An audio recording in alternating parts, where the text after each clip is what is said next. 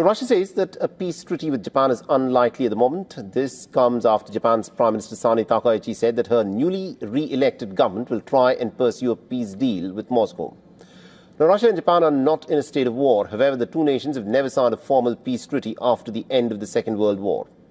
In fact, the two countries were technically in a state of war until 1956, 11 years after the Second World War came to an end. That finally ended with the Soviet-Japanese Joint Declaration of 1956. However, a formal treaty was never signed because Moscow and Tokyo have been locked in a territorial dispute for decades and decades. The dispute concerns a chain of islands to the north of Japan. They are called the Kuril Islands before the Second World War. These islands were regularly conquered and reconquered by the Russian and the Japanese empires.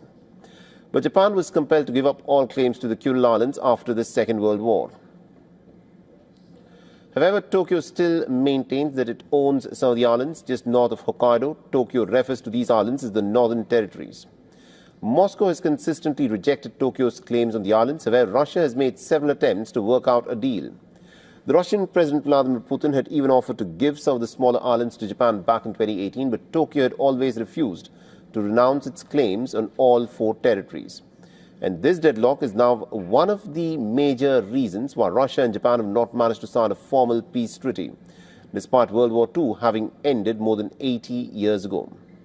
But now, Prime Minister Sani Takaichi says that she wants to try working out a peace treaty once again. However, Moscow is not keen at the moment. The Kremlin spokesperson Dmitry Peskov was asked about Takaichi's statement. He said that Moscow's relationship with Tokyo is now down to zero because of Japan's support for Ukraine during the ongoing war. So until Tokyo repairs its relationship with Moscow, the peace deal is not going to happen.